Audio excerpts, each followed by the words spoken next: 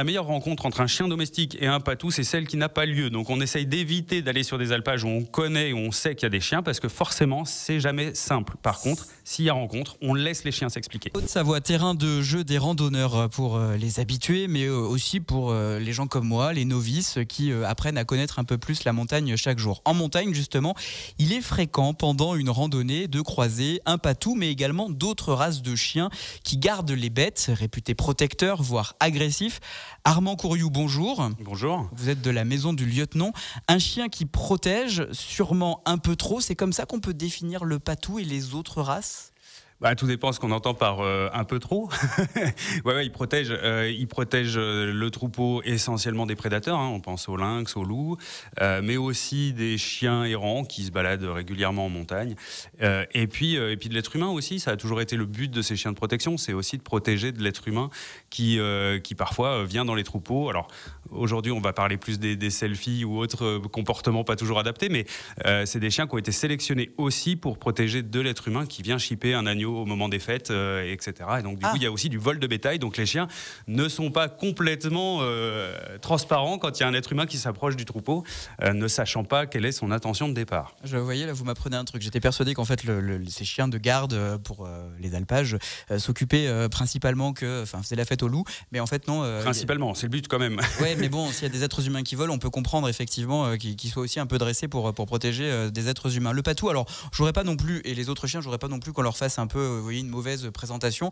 Donc on va quand même dire que le patou est aussi réputé pour être un chien affectueux avec son maître, mais également qu'il est très affectueux avec les autres animaux avec lesquels il a grandi. D'ailleurs, c'est quoi sa période d'éducation au patou ? On va l'élever dès son plus jeune âge avec tout un troupeau ? Ouais, alors ça c'est vraiment quelque chose qui évolue. Hein. On a retrouvé la gestion des chiens de protection depuis 10-15 ans avec le retour du loup. Et du coup, on reprend des habitudes d'éducation des chiens et notamment la première période, les 2 mois du chiot.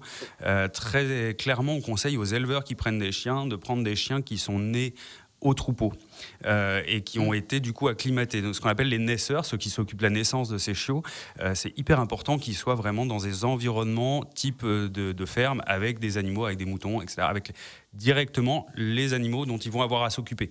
Et là, on va avoir tout un processus de construction du chien. Et dans sa construction et dans son dressage, est-ce qu'on lui apprend à être agressif avec tout ce qui vient de l'extérieur ? Comment on le dresse d'ailleurs ce chien ? Alors, c'est dans ses gènes d'être comme ça protecteur ? Alors, c'est dans ses gènes de s'identifier à un environnement, à des animaux qu'il considère comme ses frères et sœurs, et donc du coup de se comporter en ami avec eux et en défenseur avec les autres intervenants autour du troupeau, que ce soit effectivement, comme on disait, d'autres chiens ou prédateurs, voire des humains. L'idée de plus en plus, ça c'est une évolution, c'est qu'on les habitue aussi à avoir des comportements les plus doux possibles avec les randonneurs, avec les vététistes, avec les trailers, notamment dans notre vallée. Pas toujours, mais c'est le but. Hein. Il y a tout ce travail-là. On a des races de chiens qui, il y a 10 ans, 15 ans, dans le Mercantour, travaillaient dans des parcs nationaux où l'homme était quasiment exclu. Donc on sélectionnait des chiens qui avaient des comportements très agressifs, justement parce qu'on n'avait pas à cohabiter. Et c'est un des gros enjeux sur la vallée de Chamonix en amont, où on a énormément d'enjeux de cohabitation. Donc c'est aussi de travailler avec des chiens, avec des races de chiens, avec des comportements et de l'éducation qui fassent que ce soit des chiens qui tolèrent le plus possible ces perturbations tout autour du troupeau. Il n'y a pas que le chien qui a besoin d'être dressé, pardonnez-moi, mais je vais le dire aussi, il y a les êtres humains. Alors on y reviendra dans la seconde partie, mais avant cela, on parle beaucoup du patou. C'est vrai que quand on a préparé l'interview dans le bureau, et notamment avec Alicia Casteras, elle m'a repris en me disant « Oui, tu connais le patou des Pyrénées, tu es du sud-ouest, mais il n'existe pas que cette race-là. » Vous pouvez nous présenter les autres chiens qu'on peut croiser en montagne dans le coin ?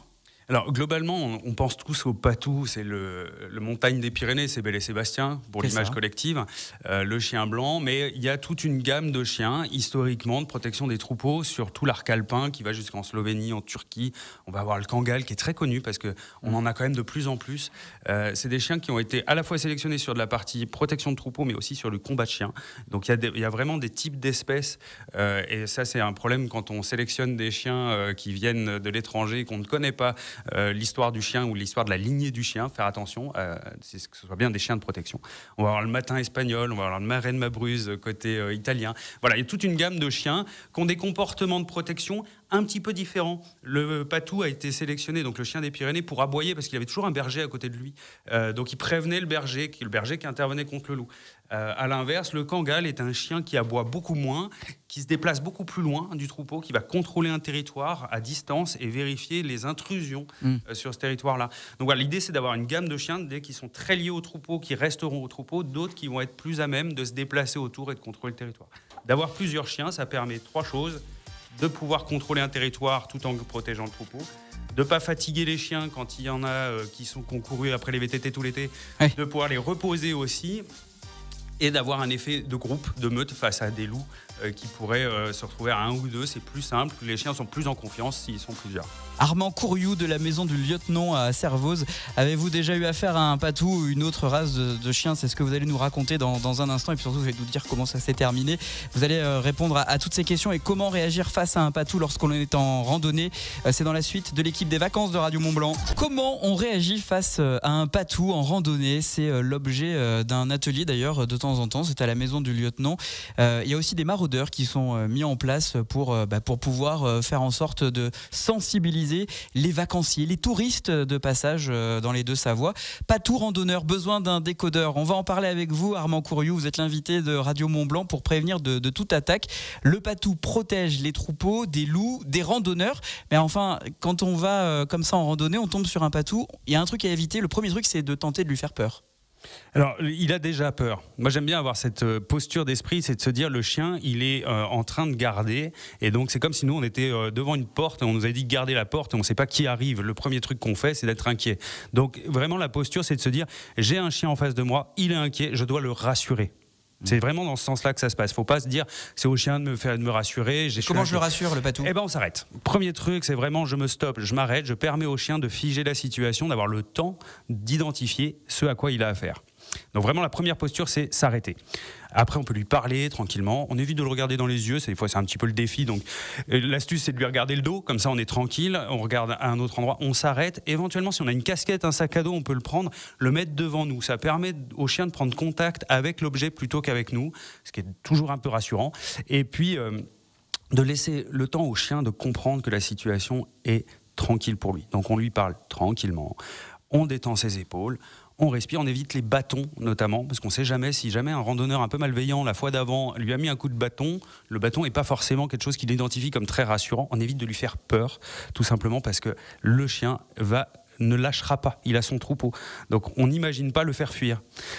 On évite les croquettes, les bombes à poivre, les coups de bâton, toute technique qui permettrait éventuellement de le dissuader. J'imagine que si vous êtes en train de nous donner des exemples, ça veut donc dire que c'est des exemples concrets qui se sont déjà produits? Oui, le sac de croquettes dans le sac à dos jeté au patou tous les 5 mètres pour réussir à avancer en faisant diversion sur le chien, c'est génial. Ça fonctionne une fois. La fois d'après, vous avez un chien de 80 kilos qui vient renifler tous les sacs à dos des randonneurs pour essayer de voir s'il y a des croquettes.